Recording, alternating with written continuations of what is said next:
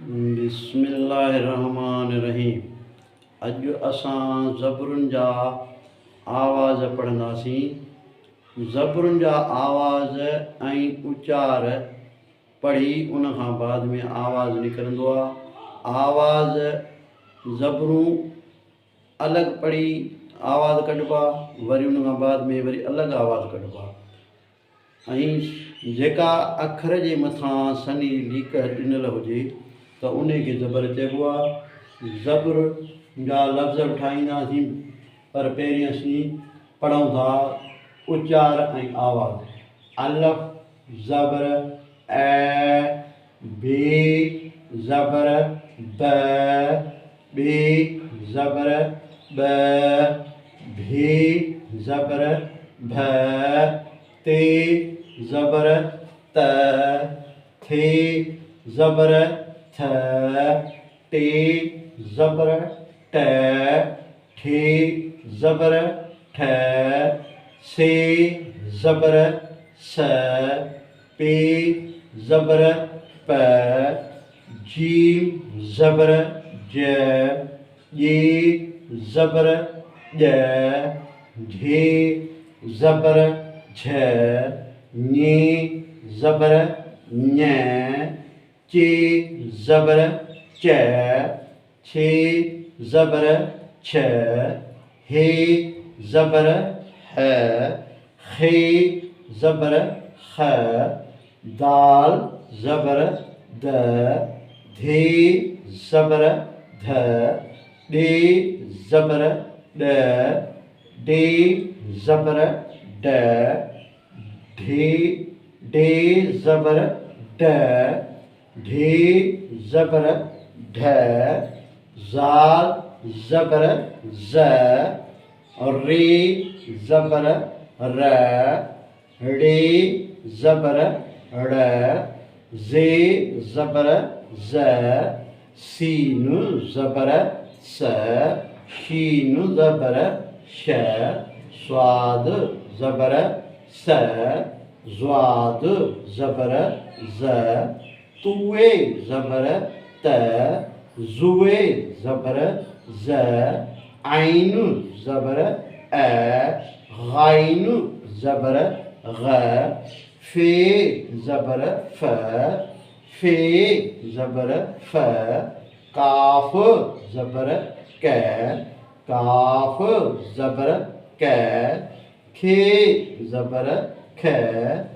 गाफ ज़बर ग, गे ज़बर ग, घे ज़बर घ, ङे ज़बर ङ, लाम ज़बर ल, मीम ज़बर म, नून ज़बर न, णे ज़बर ण, वाव ज़बर व, हे ज़बर ह, हमज़ो ज़बर अ, ये ज़बर य।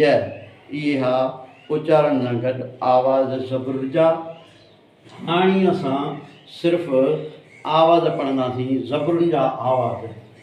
ऐ, ब, ब, भ, त, थ, ट, ठ, स, प, ज, ज, झ, ञ,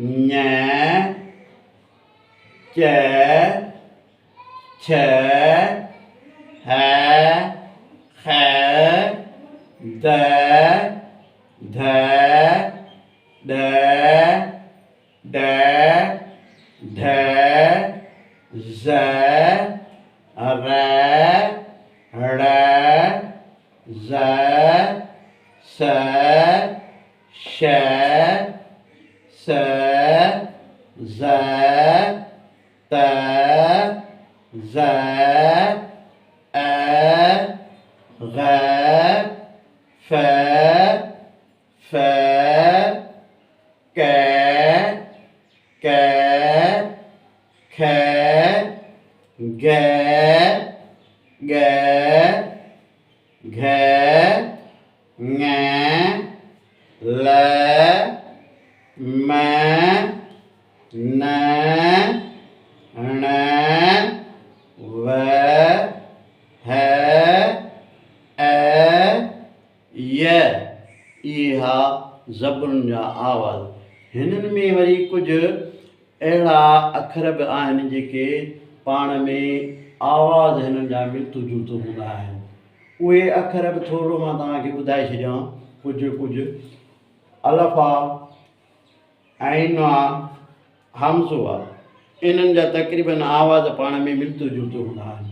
जीअं हिन जो आवाज़ु निकिरंदो ऐ, हिन जो आवाज़ु निकिरंदो हिन जो आवाज़ु निकिरंदो